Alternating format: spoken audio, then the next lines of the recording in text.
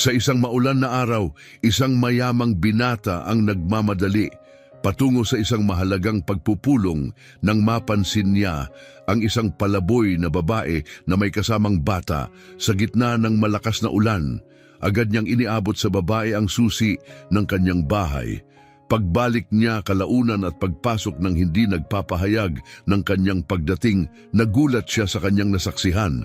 Mataong araw iyon sa Leon, Mexico, kung saan dumalo si Samuel sa isa sa mga pinakamahalagang kaganapan sa larangan ng arkitektura sa bansa. Ang karangyaan ng paligid ay matinding kaibahan sa makataong layunin ng gabi. Bagamat puno ng glamour, ang naturang pagtitipon, ang tunay nitong layunin ay makalikom ng pondo para sa mga proyektong pabahay para sa mga nangangailangan. Mga kilalang arkitekto kabilang si Samuel ang nag-ambag ng kanilang mga disenyo at plano upang makatulong sa adhikaing ito, kaya't naging mahalaga ang gabi upang makalikom ng sapat na pondo upang maisakatuparan ang mga proyektong ito. Isa itong pagkakataon para sa mga may kaya upang makagawa ng makabuluhang pagbabago. Habang ang iba ay itinuturing ang kaganapang ito bilang pagkakataon lamang upang ipakita ang kanilang yaman, si Samuel ay kapansin-pansin. Kilala sa kanyang natatanging talento sa arkitektura, ang kanyang pagdalo ay kasing halaga ng mga disenyong kanyang ibinahagi. Sa kabila ng kanyang mga profesional na tagumpay, madalas makita si Samuel bilang malayo sa iba, isang pagbabago na idinulot ng maagang pagkamatay ng kanyang asawa at ang responsibilidad sa kanyang may sakit na ama. Sa iba, siya ay tila malamig, ngunit para sa mga nakakakilala sa kanyang pinagdadaanan, ito ay paraan niya upang harapin ang mga hamon ng buhay. Sa kalagitnaan ng pagtitipon, nakasalubong ni Samuel si Maricel, isang kilalang arkitekto na tanyag sa kanyang husay at mga nagawa. Samuel, kahangahangang makita ang isang profesional na tulad mo dito, ani Maricel na may matalim na obserbasyon. Nabalitaan kong abala ka sa iyong trabaho habang inaalagaan ang iyong ama. Nakakabilib yun. Tumugon si Samuel ng may magalang na ngiti at tango, bagaman ramdam niyang hindi siya nababagay sa mababaw na kaganapang iyon. Dagdag ni Maricel, madalas tila walang saysay ang mga pagtitipon na ganito, pero minsan may mga natutuklasang higit sa inaakala. Ano nga ba talaga ang dahilan ng pagpunta mo rito? Para bang may iba kang iniisip bukod sa negosyo? Sa may kalungkutan, ngunit matapat ng ngiti, sumagot si Samuel, narito ako dahil sa tungkulin, hindi dahil sa kagustuhan. Ang buhay ko ay hindi lang umiikot sa paggawa ng mga gusali. Ito ay hinubog ng malalim na karanasan at mga aral mula sa aking ama. Sandali siyang natigilan, nagbabalik tanaw sa mga hamon ng kanyang buhay. Ang tatay ko, kahit sa mahihirap na panahon, laging tumutulong sa iba. Siya ay isang payak na tao na may malaking puso at pinalaki niya ako mag-isa. Itinuro ang mga tamang halaga sa pamamagitan ng kanyang mga sakripisyo. Tahimik na nakinig si Maricel, ang kanyang mukha ay nagpapakita ng paggalang. Bihira ang makatagpo ng taong may ganyang prinsipyo, lalo na sa tagumpay na iyong naabot. Ang iyong ama ay isang pambihirang tao. Oo, siya nga, sagot ni Samuel. Ang kanyang mga mata ay nagniningning sa pagmamalaki. Ginawa niya ang lahat ng makakaya niya para matustusan kami, mula sa pagkukumpuni ng mga gamit ng kapitbahay hanggang sa pagtuturo. Palagi niyang sinasabi na ang tunay na yaman ng isang tao ay hindi nasusukat sa kanyang ari-arian, kundi sa kanyang kayang ibigay sa iba. Tumango si Maricel, lubos na naunawaan ang lalim ng mga salita ni Samuel. Iyan ang nagpapaliwanag kung bakit kakaiba ka, Samuel, at kung paano mo tinatrato ang iyong buhay at propesyon. Maraming matututunan ang mga tao rito mula sa iyo. Ngumiti si Samuel, ramdam ang kanyang paggalang sa mga sinabi ni Maricel. Nagsusumikap akong mabuhay sa paraang ikararangal ng aking ama. Itinuro niya sa akin na ang tunay na arkitektura ng buhay ay ang pagtatayo ng mga ugnayan sa pagitan ng mga tao, paglikha ng mga espasyong puno ng pag-unawa at suporta. Ibinalik ni Maricel ang ngiti ni Samuel na may tunay na respeto. Siya rin ay nagmula sa payak na simula, nagtrabaho ng walang humpay upang maabot ang rurok ng kanyang larangan. Ngunit sa kabila ng kanyang tagumpay, may bahid ng kalungkutan sa kanyang mga mata. Hindi siya nagkaroon ng pamilya, isang personal na detalye na bihirang ibahagi. Pagkatapos ng pagtitipon, umuwi si Samuel sa kanyang tahanan, isang lugar na higit pa sa isang simpleng tirahan, isa na itong kanlungan. Pagdating niya, nadatnan niyang nanonood ng paborito niyang late-night TV show, ang kanyang ama, si Eduardo, nakasalukuyang nakatira kasama niya dahil sa kanyang kalusugan. Sa kabila ng kanyang mga karamdaman, nanatiling masigla ang diwa ni Eduardo at matalas ang kanyang isip. "Kumusta ang gabi, anak?" tanong niya na may matinding interes. "Marami silang nalikom.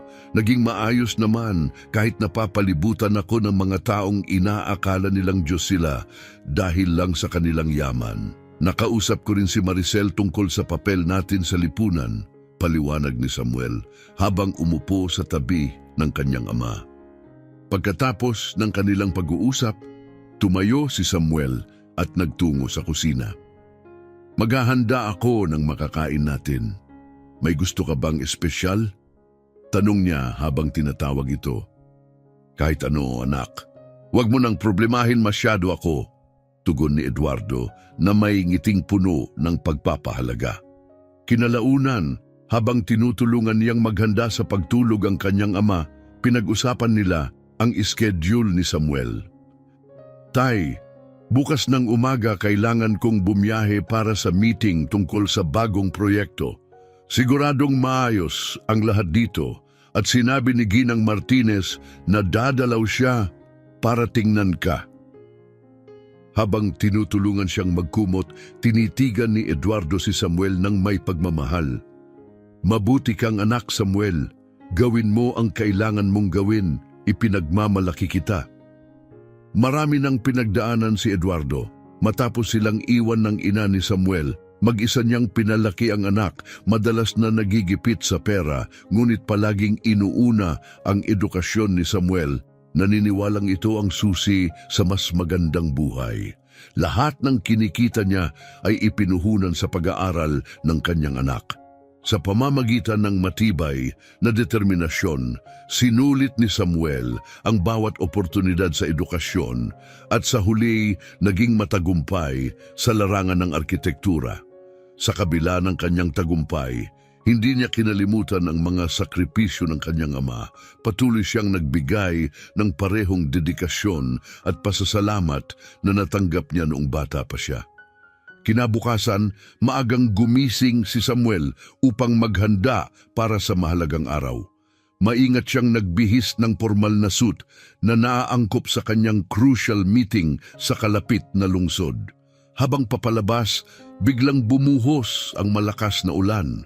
Naghihintay na ang kanyang driver na sanay na sa pang-araw-araw na gawain ni Samuel. "Parang mahihirapan tayo sa daan dahil sa bagyo, Ginoong Samuel," puna ng driver habang umaandar na ang sasakyan. Mabigat ang trapiko sa susunod na lungsod dahil sa unos at mabagal ang kanilang pag-usad. Tahimik na pinagmamasdan ni Samuel ang pagbuhos ng ulan sa bintana, iniisip ang mga nakatakdang gawain ng araw nang biglang may tumawag sa kanyang atensyon sa tabing kalsada. Isang babae, halatang walang-wala, ang may kargang sanggol, desperadong sinisikap na protektahan ang kanyang anak mula sa malakas na ulan. Tumama ang tanawing iyon sa puso ni Samuel. "Hintuin mo ang kotse, pakisuyo. Kailangan kong tulungan ang babaeng iyon," utos niya sa driver nang walang pag-aalinlangan. Alam ng driver ang hilig ni Samuel na tumulong sa mga nangangailangan, kaya nag-alala ito. "Ginoong Samuel, kung bababa kayo ngayon, mababasa ang suit nyo at baka lalo tayong maantala," sa meeting nyo. Hindi na tinag si Samuel at matatag na sinabi, walang halaga ang suit at pagkaantala. Kailangan ng babae at ng kanyang anak ang agarang tulong. Binuksan niya ang pintuan ng kotse at hinarap ang malakas na ulan, lumapit sa babae upang alukin ng tulong. Maari ba kitang matulungan? Hindi dapat kayo nandito sa ulan kasama ang iyong anak. May matutuluyan ba kayo? Bahay? Hindi makapagsalita agad ang babae habang tinatakpan ang kanyang sanggol mula sa ulan. Agad itong sumagot, wala kaming matutuluyan. Hindi na ipinaliwanag pa ng babae ang kanyang kalagayan, ngunit dama ni Samuel ang pangangailangan na kumilos agad.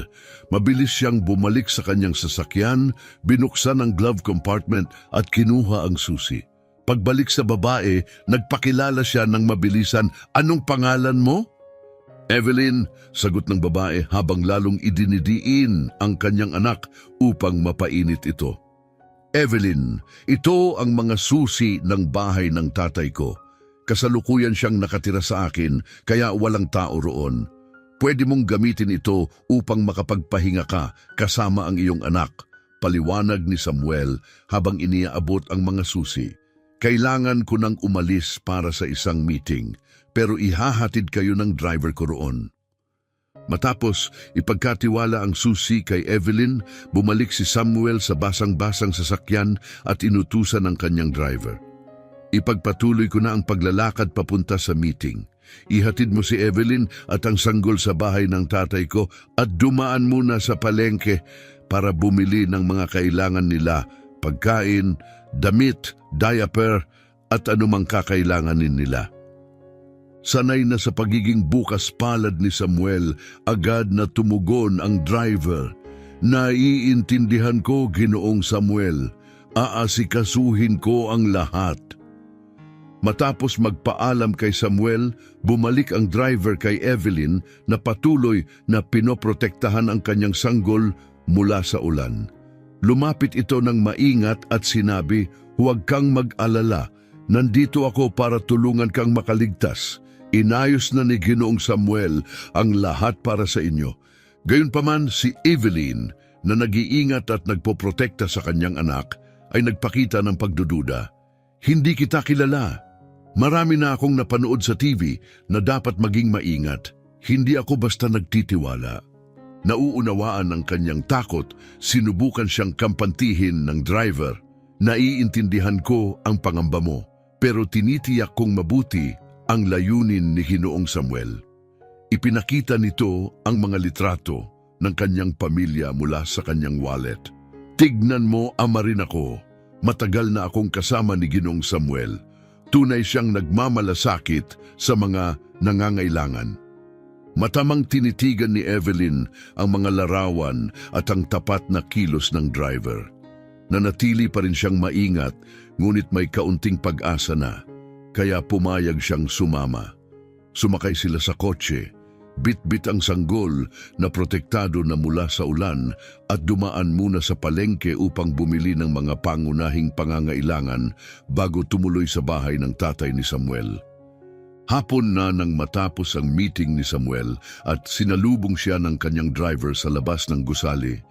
Kumusta ang lahat kina Evelyn at sa sanggol? Nasa bahay na sila ng tatay niyo, sagot ng driver. Ngunit Ginoong Samuel, ibinaba ko lang sila sa bungad ng kalye. Mas madali kasing dalhin ang sasakyan doon. Bahagyang nagulat si Samuel sa desisyong iyon at banayad na sinaway. Dapat direkta mong inihatid sila sa pintuan, lalo na sa ganitong ulan at may kasamang bata. Nagpause siya, iniisip ang mabilis na takbo ng araw bago niya idinagdag. Pero ayos lang, pagod na tayong lahat. Babalik ako bukas para kumustahin sila at siguraduhing nasa maayos silang kalagayan. Habang nakatingin sa bintana ng sasakyan, dama ni Samuel ang kapanatagan sa kanyang ginawang desisyon na tumulong, bagamat nanatiling nag-aalala para kina Evelyn at sa kanyang sanggol. Pagdating niya sa bahay, halos hindi pa siya nakakapasok nang salubungin siya ni Ginang Sanchez, ang tagapag-alaga ng kanyang ama na may hitsurang tila may balitang hindi niya inaasahan. Ginoong Samuel, pagkatapos niyong umalis, nagpasya ang inyong ama, si Ginoong Eduardo, na kunin ang susi ng bahay at pumunta roon, ani Ginang Sanchez, na may bahid ng pag-aalala sa kanyang boses. Sinabi niyang nais niyang manatili roon ng ilang araw dahil nababagot na siya at pakiramdam niya ay medyo bumuti na ang kanyang kalusugan. Dagdag pa niya. Nagulat si Samuel sa balitang iyon. Nagpunta siya mag-isa, hindi niya dapat ginawa iyon, sagot ni Samuel. Bakas ang pag-aalala sa kanyang mukha para sa kalusugan at kaligtasan ng kanyang ama. Pinutol siya ni Ginang Sanchez. Oo, umalis siya ng mag-isa. Naghintay muna siya hanggang makaalis ka. Alam niyang hindi mo siya papayagang umalis kung nalaman mo. Pero matigas ang kanyang ulo. Sinabi niyang malakas na raw ang pakiramdam niya at kaya na niyang mag-isa. Nang marinig ang biglaang desisyon ng kanyang ama na pumunta sa pangalawang bahay kung saan naroon sina Evelyn at ang kanyang anak, agad na naramdaman ni Samuel na may maaaring hindi magandang nangyari. Mabilis niyang inutusan ang driver na magmadali papunta roon. Habang mabilis silang bumabaybay sa kalsada, lalong tumindi ang kaba ni Samuel. Pagdating sa bahay, bumungad sa kanya ang nakabukas na pinto at ang isang ambulansya na nakaparada sa harapan. Bumilis ang tibok ng kanyang puso nang makita niyang inilalabas ng mga paramediko ang kanyang ama na nasa stretcher. Dali-dali siyang pumasok sa bahay, tinatamaan ng matinding kaba at nilapitan ng mga paramediko. Ako ang anak niya, ano pong nangyari? Tanong niya, bakas ang pagkabalisa sa kanyang boses. Ang doktor na naroon ay humarap kay Samuel at mahinahong ipinaliwanag. Ang inyong ama ay inatake sa puso. Mabuti na lang at nasa tabi niya ang inyong asawa na agad na tumawag ng ambulansya. Ang mabilis niyang pagkilos ang nagligtas ng buhay ng inyong ama. Agad na bumalot sa kanya ang halo-halong emosyon. Pag-asa na ligtas pa ang kanyang ama, pasasalamat sa maagap na aksyon ni Evelyn at matinding kaba sa muntik ng mangyari. Kasama ni Samuel ang stretcher papunta sa ambulansya, determinado na manatiling malapit sa kanyang ama sa delikadong panahong iyon. Kitang-kita ang pag-aalala sa kanyang mukha habang pinapanood niya ang mga medical team na isinasakay ang kanyang ama sa sasakyan. Pag-alis ng ambulansya patungo sa ospital, bumalik si Samuel sa bahay. Hinahanap sina Evelyn at ang kanyang anak. Lumapit siya kay Evelyn, halatang balisa ngunit pilit na pinipigilan ang kanyang emosyon. Evelyn, walang salitang makakapagpahayag ng aking pasasalamat sa ginawa mo ngayong araw. Sinabi pa ng doktor na asawa kita, sabi ni Samuel. Pilit nang ngumiti upang maibsan ang mabigat na sitwasyon. Nauunawaan ang bigat ng nangyari, mahinahong tugon ni Evelyn. Wala pong anuman, Ginoong Samuel. Ginawa ko lang ang dapat gawin. Sinuwerte lang ako na nasa tamang lugar ako sa tamang pagkakataon. Napansin ni Samuel ang mga pangunahing bilihin na pinili ni Evelyn na puro mahahalagang gamit lamang. Napansin kong mga pangunahing pangangailangan lang ang kinuha mo.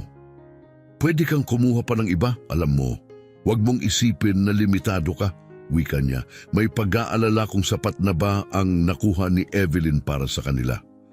Tinitigan siya ni Evelyn at sa kanyang mga mata ay naaninag ang pagsasamang pasalamat at pag-aalangan. Ayaw kong magmalabis sa iniaalok mo. Sobra-sobra na ang kabutihan mo sa amin, sagot ni Evelyn nang may pagpapakumbaba. Isang tahimik na sandali ang namagitan sa kanila, tila lalong nagpatibay sa kanilang koneksyon. Naramdaman ni Samuel ang pangangailangan na mas makilala si Evelyn. Evelyn, gusto kong malaman ang tungkol sa pinagdaanan mo at ng anak mo. Paano kayo napunta sa ganitong sitwasyon? Handa akong makinig kung nais mong ibahagi. Alok niya, kitang-kita ang kanyang sinseridad. Huminga ng malalim si Evelyn, pinag-iisipang mabuti kung ibabahagi niya ang kanyang kwento. Tumingin siya sa kanyang anak, saka bumaling muli kay Samuel bago nagsimula. Wala akong naging ina, panimula niya, at ang ama ko ay parang estranghero lamang. Nawala siya sa alkoholismo at halos hindi ako kinikilala. Tahimik na nakinig si Samuel, nararamdaman ang bigat ng kanyang pinagdaanan. Palagi kong pinangarap na makapag-aral, pero tutol ang tatay ko. Palihim akong nagbabasa tuwing lasing na siya at nakatulog habang nangangarap ng mas magandang kinabukasan. Saglit siyang tumigil, tila nahuhulog sa kanyang mga alaala. Habang lumilipas ang panahon, lalo lang lumala ang sitwasyon. Lumubog ng husto ang aking ama sa bisyo at kahit anong gawin ko, hindi ko siya kayang baguhin. Minsan, nakakatakot siya. Hanggang sa nakilala ko ang isang lalaking akala ko ay perpekto, mabait. Magkasama kami hanggang malaman niyang buntis ako. Sa puntong iyon, natakot ako pero umaasa akong makapagsisimula ng isang pamilya. Bumagsak ang tono ng kanyang boses, puno ng kalungkutan. Pero iniwan niya ako nang malaman niya ang tungkol sa pagbubuntis ko. Nawala siya at hindi ko na siya muling nakita. Naitago ko ang aking pagbubuntis ng ilang panahon pero nang malaman ito ng ama ko, napahinto siya, kita ang kirot sa kanyang mukha. Nagalit siya ng husto at pinalayas ako nang hindi man lang ako pinakinggan. Paano ka nakaligtas? Tanong ni Samuel, bakas ang malalim na pag-unawa sa kanyang boses. Namamalimos ako, tumira ako sa kalye at ang mga tao roon ang sumuporta sa akin nang ipanganak ko ang anak ko. Nakakatakot, hindi ka pwedeng magtiwala sa kahit sino pero kailangan kong maging matatag para sa kanya. Pinagmasdan ni Samuel si Evelyn nang may paghanga. Napakatindi ng tibay na ipinakita mo. Isa itong kwento ng matinding pagdurusa. Nagbigay ng mapait na ngiti si Evelyn. Wala akong ibang pagpipilian, mahirap ang buhay pero hindi ako sumuko. Para sa anak ko, handa akong pagdaanan ulit ang lahat ng iyon. Hindi ko alam kung paano kita pasasalamatan, patuloy ni Evelyn, nanginginig ang boses. Nang makita ko ang mga libro sa bahay ng iyong ama, para akong nakatagpo ng paraiso. Mahal ko ang pagbabasa, pero hindi ko kailanman naranasang magkaroon ng ganoon karaming libro. Ngumiti si Samuel ng buong init. Malaya kang basahin ang kahit alin doon gaano mo man gustuhin. Ituring mo na rin silang sayo. Bago umalis, iniabot ni Samuel ang isang sobre kay Evelyn. Ito ay maliit na tulong para sa mga gastusin niyo, sabi niya ng marahan. Naramdaman ni Evelyn ang bigat ng sobre at nag-aalangan itong binuksan. Nanlaki ang kanyang mga mata nang makita ang halaga sa loob. Samuel, sobra ito. Hindi ko kayang tanggapin ito. Utal-utal niyang sabi, labis na nagulat. Pakiusap, tanggapin mo ito, sabi ni Samuel nang may mapanatag ng ngiti. Mas kailangan mo ito kaysa sa akin. Gamitin mo para sa damit, pagkain o anumang kailangan nyo ng anak mo. Napuno ng luha ang mga mata ni Evelyn habang nagsalita. Hindi ko alam kung paano kita mapapasalamatan ng sapat. Hindi ka lang nagbibigay ng tulong, binibigyan mo ako ng pag-asa. Sandaling katahimikan ang sumunod, puno ng bigat ng kanyang taus-pusong pasasalamat. Maya-maya, nagtanong siya nang may pag-aalangan. Pwede ko bang itanong kung ikaw ay may asawa? Huminga ng malalim si Samuel, saglit na dumilim ang kanyang ekspresyon. May asawa ako noon. Panimula niya mahina ang kanyang boses. Namatay siya sa isang aksidente. Isang buwan pa lang matapos kaming ikasal, 3 taon na ang nakalipas. Tinakpan ni Evelyn ang kanyang bibig gamit ang kanyang kamay, halatang nagulat at puno ng simpatya. Pasensya na, hindi ko alam. Umiling si Samuel, bahagyang ngumiti ng mapait. Ayos lang, mahirap ito pero natanggap ko na rin sa paglipas ng panahon. Nananatili ang sakit pero itinutulak tayo ng buhay na magpatuloy, hindi ba? Tumango si Evelyn, nararamdaman ang ugnayan nila ni Samuel na tila pinagtagpo sila ng kanilang parehong karanasan sa pagkawala at paghihirap. Tumayo si Samuel, hawak ang kanyang mga susi. Kailangan ko nang umalis, pero pakiusap, ituring mong tahanan mo ito. At tandaan, kung may kailangan ka, tawagan mo lang ako. Maraming salamat, Samuel, sagot ni Evelyn nang may taos-pusong init. Ngumiti siya ng malungkot. Mag-ingat ka, Evelyn, at tandaan mo, hindi ka nag-iisa. Sa kanyang mga huling salita, umalis si Samuel. Naiwan si Evelyn sa kanyang kinauupuan, niyayakap ng bagong damdamin ng suporta at hindi na gaanong pakiramdam ng pag-iisa. Pag-uwi ni Samuel, nanatiling abala ang kanyang isip sa naging pag-uusap nila ni Evelyn. Kinabukasan, binisita niya ang kanyang ama sa ospital, na bagaman nasa maayos na kalagayan na, ay nangangailangan pa rin ng tuloy-tuloy na pag-aalaga. Ibinahagi ni Samuel sa kanyang ama ang kwento ni Evelyn at ng kanyang anak, kung paano naging instrumental si Evelyn sa araw ng kanyang sakit at ang mga pinagdaanan nito sa buhay. Tahimik na nakinig ang kanyang ama, bakas ang pagkaantig sa mukha nito. Mabuti ang ginawa mo, anak. Mukhang matapang at kahangahangang babae si Evelyn, sabi nito, mahina ngunit puno ng pagmamalaki ang kanyang tinig. Nakakatuwang malaman na lumaki kang isang mabuting tao na may malasakit sa iba. Nagpapasalamat ako sa Diyos na binigyan ako ng lakas upang palakihin ka ng tama. Nagbahagi sila ng isang tahimik na sandali, parehong nalulubog sa kanilang mga iniisip. Pagkatapos, tila malalim ang iniisip ng kanyang ama nang iminungkahi. Bakit hindi natin imbitahan sina Evelyn at ang kanyang anak na manirahan ng mas malapit marahil dito sa bahay natin? Magdadala ito ng buhay sa ating tahanan at hindi ka na rin kailangang bumiyahe ng malayo para makita sila. Pinag-isipan ni Samuel ang mungkahi ng kanyang ama. Ang ideya na magkaroon ng sina Evelyn at ang kanyang anak sa malapit ay nagbibigay ng kapanatagan sa kanyang damdamin at ang pag-asang makita ang kanyang ama na nagtatamasa ng mas maraming kasamang makausap ay tila makakabuti para sa lahat. Mukhang magandang plano yun, Tay. Kakausapin ko si Evelyn tungkol dito. Siguradong magiging mas masigla ang bahay natin kapag kasama natin sila, sinabi ni Samuel sa kanyang ama, na ngumiti ng maluwang, tuwang-tuwa sa ideya. Ang pagkakaroon ng isang bata rito ay magpapasaya sa lugar. Masyadong tahimik dito kapag nasa trabaho ka. Dalang-dala ng bagong ideyang ito, nagpaalam si Samuel sa kanyang ama sa ospital. Ipinangakong pag-iisipan ng mabuti ang mungkahi at pag-uusapan ito kay Evelyn. Umalis siya na may optimismo, iniisip kung anong pagbabago ang maaring idulot nito sa kanilang hinaharap. Pagkatapos ng isang nakakapagod na araw na ginugol sa mahalagang proyekto, pagod ngunit determinadong nagmaneho si Samuel patungo sa tinutuluyan ni Evelyn. Habang papalapit, iniisip niya kung paano ihaharap ang kanyang mungkahi. Pagdating niya, nakita niyang inaayos ni Evelyn ang sala habang tahimik na naglalaro ang kanyang anak sa sahig.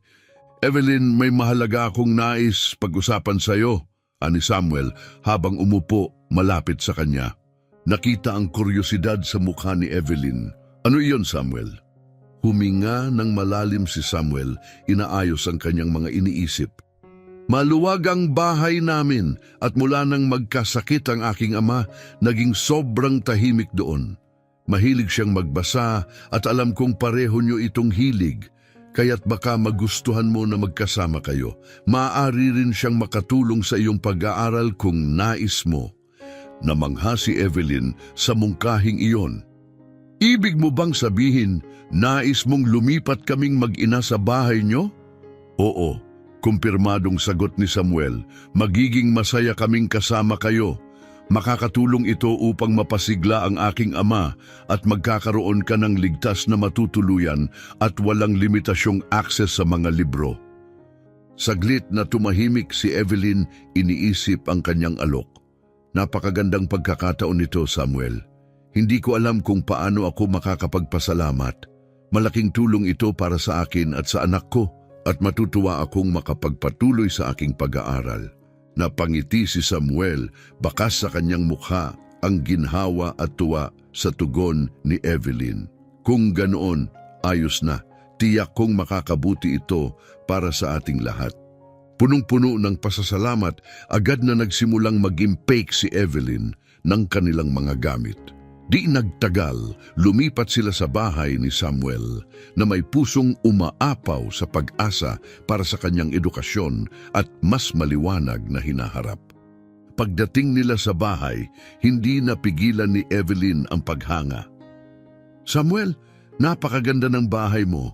Napakahusay mong arkitekto," ani niya habang masusing tinitingnan ang paligid.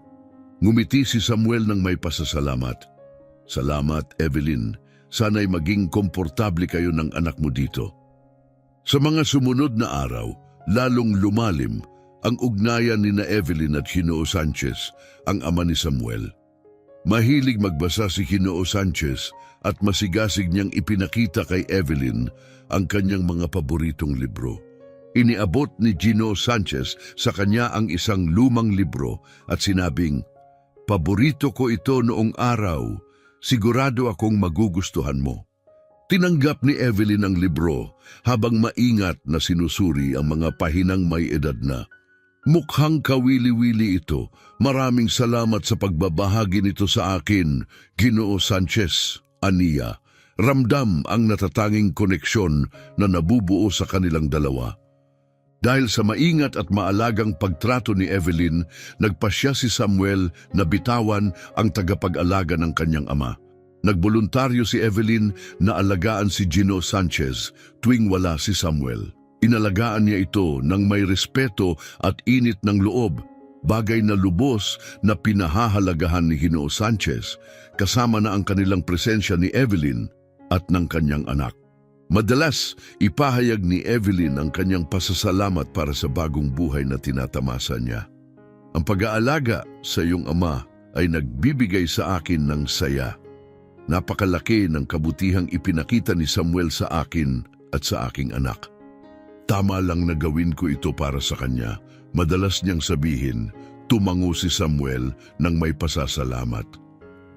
"Naging bahagi ka na ng aming pamilya, Evelyn. Lubos kaming nagpapasalamat ng aking ama na kasama namin kayo ng anak mo." Habang unti-unting nagiging komportable si Evelyn sa tirahan ni Samuel, nais niyang bigyan si Evelyn ng higit pa sa matutuluyan. Gusto niyang tiyakin ang kanyang kasiguraduhan maging sa pananalapi. Isang hapon sa kusina, sinimulan niya ang isang bagong paksa. "Evelyn, may iniisip ako," panimula ni Samuel. "Dapat kang tumanggap ng sahod. Ang lahat ng ginagawa mo, ang pag-aalaga sa aking ama at ang pamamahala sa bahay, ay hindi matatawaran. Mahalaga na magkaroon ka ng sarili mong pera." Nagulat si Evelyn at agad na tumugon, "Hindi naman talaga kinakailangan niyon, Samuel. Napakarami na nang ibinigay niyo para sa amin ng anak ko. Gayunpaman, mahalaga sa akin na maranasan mo ang kalayaan at kasarinlan." Matatag na sagot ni Samuel, "Gusto kong magkaroon ka ng kakayahang bilhin ang mga kailangan mo at ng iyong anak nang hindi nagdadalawang isip." Naantig ang damdamin ni Evelyn at halos mapaluha siya. "Salamat, Samuel.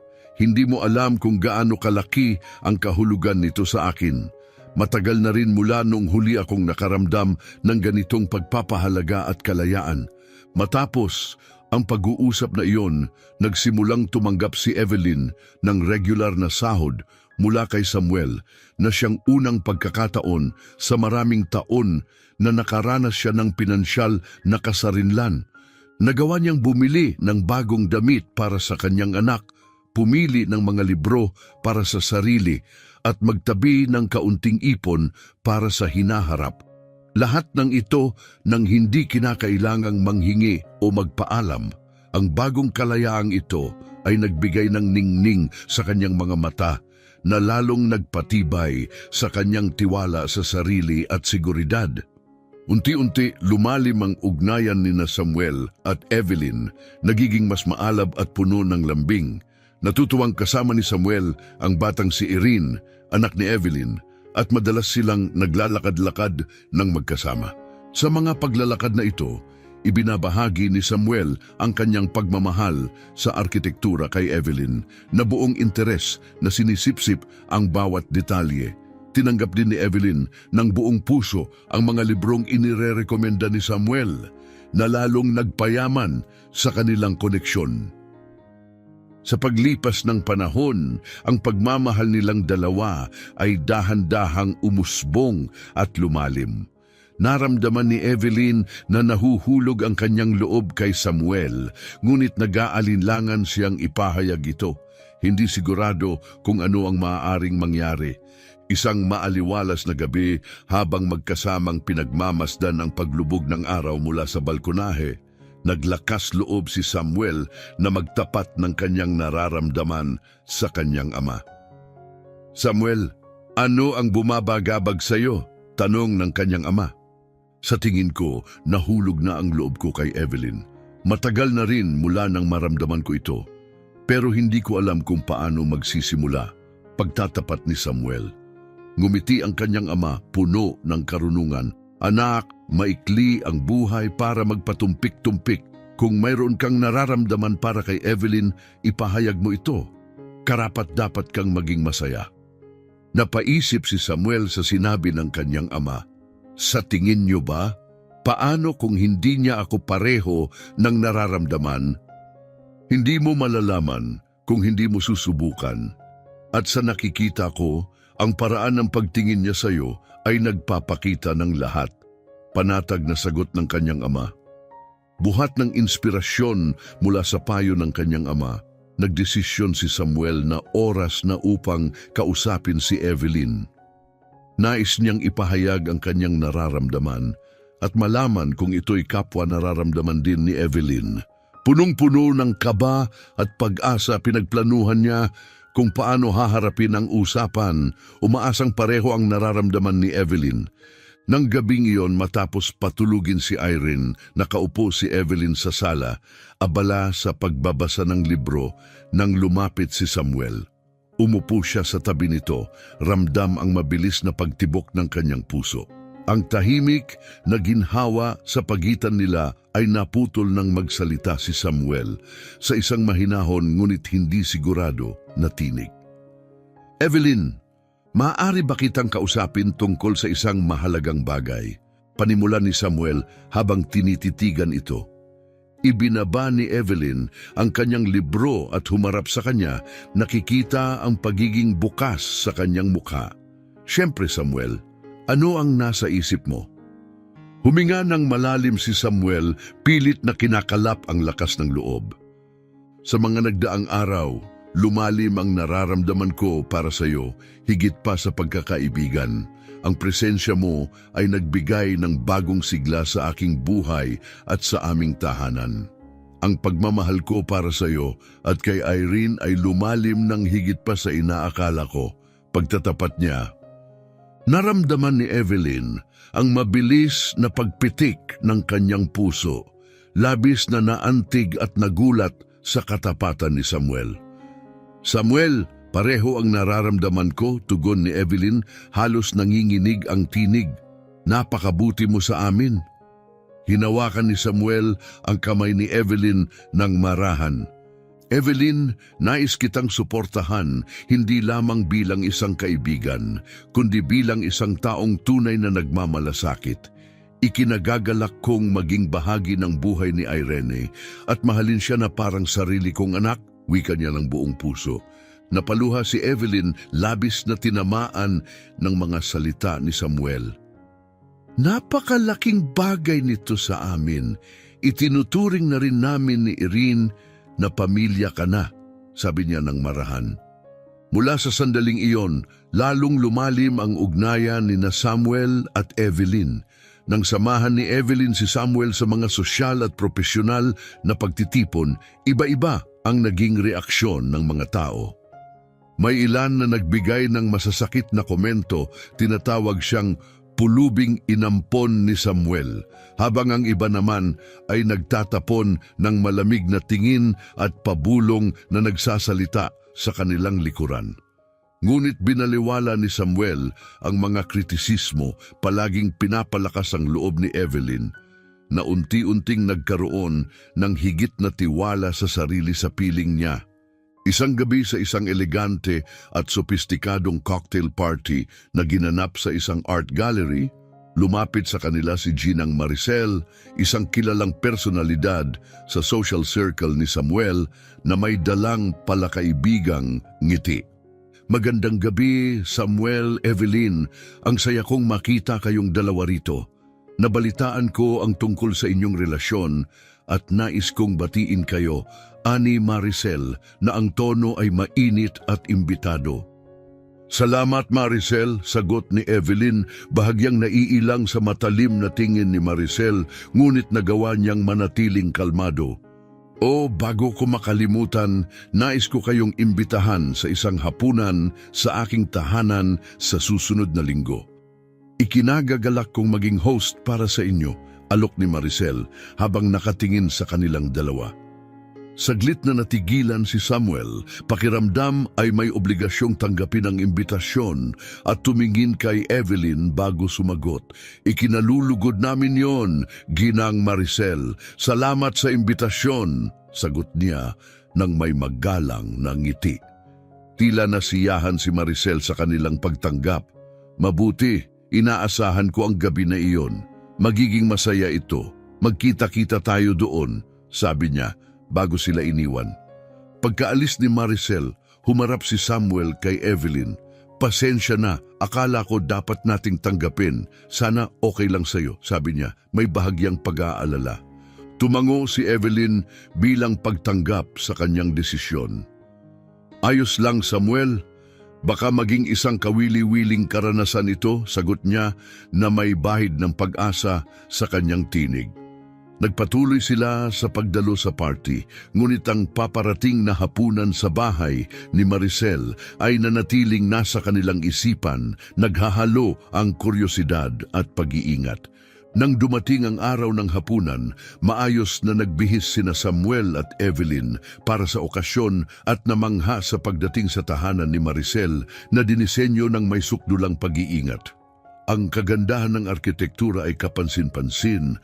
Bawat detalye ay nagpapakita ng estado ni Maricel bilang isang kilalang arkitekto. Ang disenyo ay may balanseng pagsasanib ng modernong estilo at klasikal na elemento na lumilikha ng isang kahanga-hanga ngunit tila malamig na kapaligiran. Pagpasok nila, masiglang sinalubong sila ni Maricel at inihatid sa kanilang mga upuan. Habang pinagmamasdan ang paligid, pinuri ni Evelyn ang tahanan ni Maricel. "Napakaganda ng tahanan mo, Ginang Maricel," ani Evelyn, pilit na tinatago ang nararamdamang lamig ng lugar. "Maraming salamat, Evelyn. Pinag-isipan ko ng husto ang bawat detalye," sagot ni Maricel, bakas ang pagmamalaki sa kanyang tinig at ngiti. Nanatiling nakatitig si Maricel kay Evelyn, puno ng emosyon na matagal nang pinipigil. Habang lumalalim ang usapan, tila bumibigat ang bawat salita. Sa wakas, nagtanong si Samuel, pilit na inuunawa ang sitwasyon. "Ginang Maricel, patawarin niyo ako, pero tila nawawala ako sa usapang ito. Maaari niyo bang ipaliwanag kung bakit niyo kami inimbitahan dito ngayong gabi?" Huminga ng malalim si Maricel na para bang naghahanda sa bigat ng kanyang sasabihin. Tumayo siya, lumapit sa isang estante at kinuha ang isang lumang photo album. Bumalik siya sa kanilang upuan, nagbukas ng isang partikular na pahina at inabot ito kay Samuel at Evelyn. Nakita nila ang larawan ni Maricel noong kabataan nito, halatang nagdadalang tao. Sandaling pinagmasdan ni na Samuel at Evelyn ang larawan, ngunit hindi nila agad maunawaan ang koneksyon. "Nasaan ang bata?" tanong ni Samuel, sinusubukang makita ang kabuuan ng sitwasyon. Puno ng luha ang mga mata ni Maricel habang itinuro niya si Evelyn. Ang kanyang tinig ay bahagyang nababasag. Nandito ang bata. Ikaw ang batang iyon, Evelyn. Halos huminto ang pagtakbo ng oras sa paligid nila nang unti-unting lumubog ang bigat ng mga salita ni Maricel. Nakapako ang tingin ni Evelyn kay Maricel, halos hindi makapaniwala. Nanginginig ang kanyang boses nang tanungin niya, "Ako ang anak mo?" Tumango si Maricel, kasabay ng pagpatak ng kanyang mga luha. Imposible yata yan, Maricel, putol ni Samuel, na hindi maitago ang pagdududa sa kanyang boses. Hindi kailanman nakilala ni Evelyn ang kanyang ina. Paano ka nakakasigurado na siya ang anak mo? Nakatitig si Evelyn kay Maricel at kay Samuel habang ang kanyang isip ay pilit na binubuo ang pira-pirasong kwento. Sa mga matang puno ng kalungkutan, sinimulan ni Maricel ang kanyang paglalahad. Noong kabataan ko, nakilala ko ang ama ni Evelyn. Mukha siyang mabuti kahit na mayroon siyang laban sa alak. Naging magkasama kami at kalaunan ay nalaman kong buntis ako. Pero pagkatapos ipanganak si Evelyn, nagbago siya, naging marahas siya. Napatigil si Maricel, tila sinasariwa ang nakaraan. Noong araw na lumabas kami mula sa ospital, tinangay niya si Evelyn. Nawala siya ng parang bula, hindi ko na sila muling nakita. Tahimik ang paligid habang ipinagpatuloy ni Maricel, puno ng kirot at determinasyon ang kanyang boses. Ginawa ko ang lahat para mahanap siya. Nag-hire ako ng mga pribadong investigador. Gumastos ng malalaking halaga pero walang nangyari, para bang nawala sila sa mundo. Tahimik na nakikinig si Evelyn, tinatanggap ang bawat salita habang nilalabanan ang halo-halong emosyon, galit sa mga taong nawala sa kanyang buhay at unti-unting pag-unawa sa hirap na pinagdaanan ni Maricel. So, ang tinuring kong ama ay, "Kinidnap pala ako mula sa'yo?" Tanong ni Evelyn, nanginginig ang boses habang iniisip ang bigat ng sitwasyon. Tumango si Maricel, tuluyang bumuhos ang kanyang luha. "Oo, Evelyn, tinangay niya ang pinakamahalagang bahagi ng aking buhay at ginugol ko ang maraming taon para hanapin ka." Habang lumalalim ang tensyon, nagtanong si Evelyn, puno ng alinlangan, "Paano ka nakakasigurado na ako nga ang anak mo? At bakit ngayon mo lang sinabi ito?" Muling bumakas sa mukha ni Maricel ang damdaming pinaghalong ginhawa at kirot.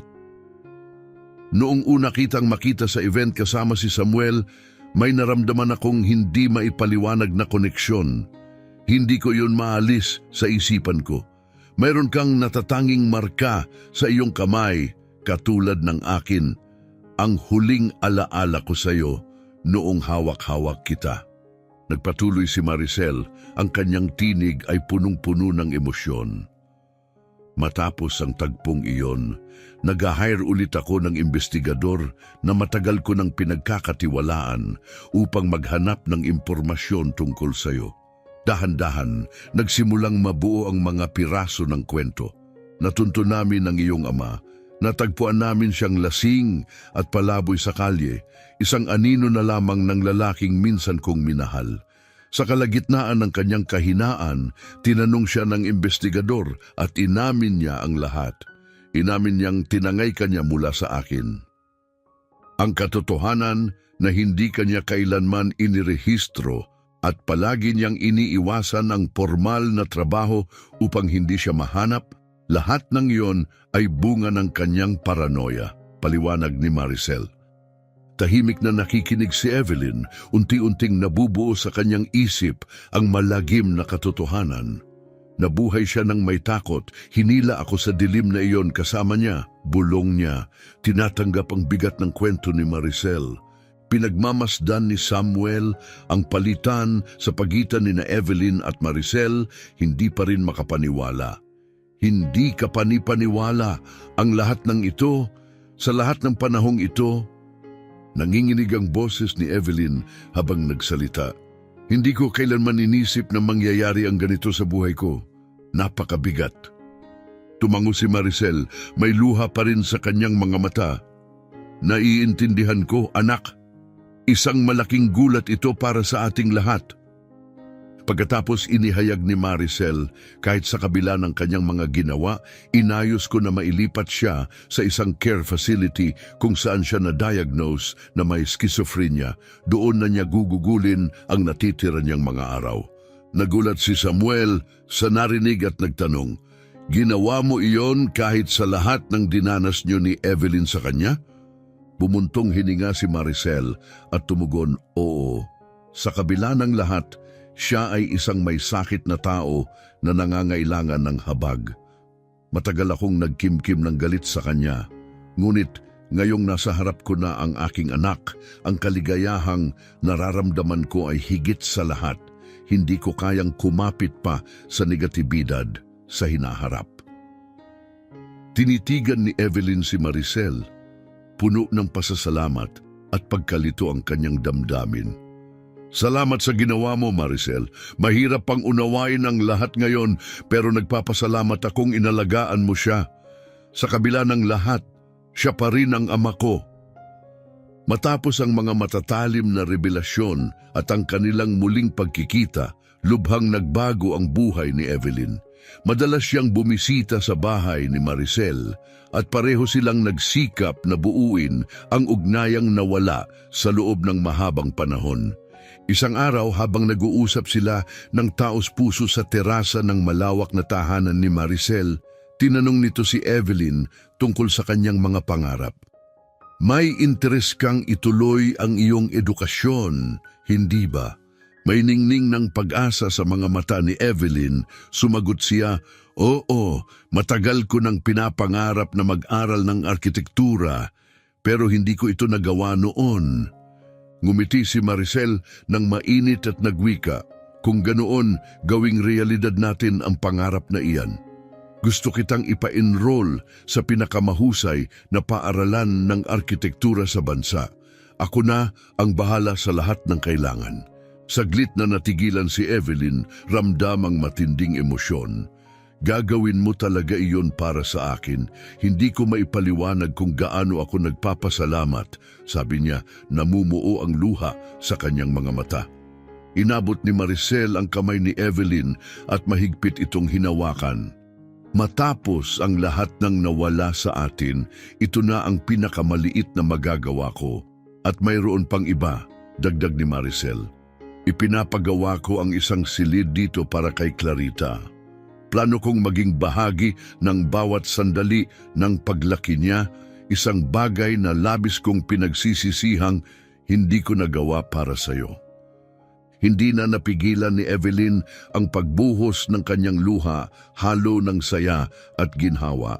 "Napakalaking bagay ng mga salitang iyon para sa akin, Maricel. Matutuwa si Clarita na magkaroon ng lola na tulad mo." Habang naglalaro si Clarita sa hardin, lalong naging emosyonal ang usapan ng mag-ina. Ibinahagi ni Maricel ang kanyang pag-asa. "Ang pinakadakilang pangarap ko mula nang matagpuan kita ay mahalin mo ako bilang iyong ina. Alam kong bago pa lamang ito sa iyo at nirerespeto ko ang takbo ng damdamin mo. Gagawin ko ang lahat upang mapatunayan ko na karapat-dapat ako sa titulong iyon." Naantig sa taos-pusong sinabi ni Maricel, buong puso ring tumugon si Evelyn, "Maricel, napakarami mo ng ginagawa para sa amin. Pinahahalagahan ko ang bawat ginagawa mo. Alam kong lalong lalalim ang ating ugnayan." Habang lumilipas ang panahon, natural na lumalim ang ugnayan nila. Madalas dumalaw si Evelyn kay Maricel at si Clarita na tuwang-tuwa sa bahay ng kanyang lola ay nagdala ng saya at tawanan. Unti-unting napuno ng buhay at init ang dating tahimik na tahanan. Mga tao nang lumipas at si Evelyn na malapit nang makatapos sa kanyang kursong arkitektura ay nag-aaral para sa kanyang nalalapit na pagtatapos. Matapos mapagtagumpayan ang napakaraming hamon, handa na siyang ipagdiwang ang makabuluhang tagumpay na ito. Sa araw ng kanyang graduation, napuno ang venue ng mga guro, pamilya at mga kaibigan Lahat ay sabik na ipagdiwang ang kanyang tagumpay.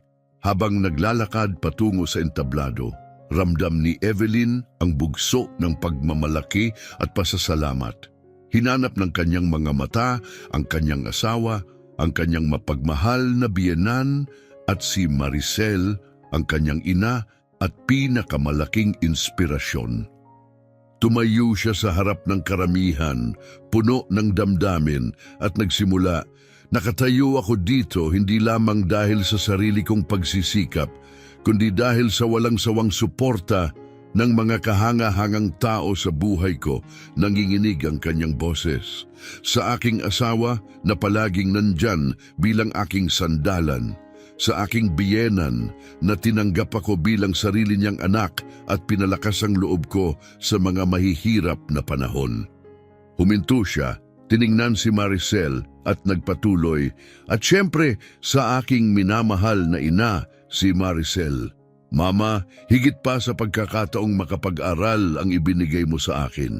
Binigyan mo ako ng tahanan, ng pagmamahal at ng pamilyang matagal ko nang inaasam."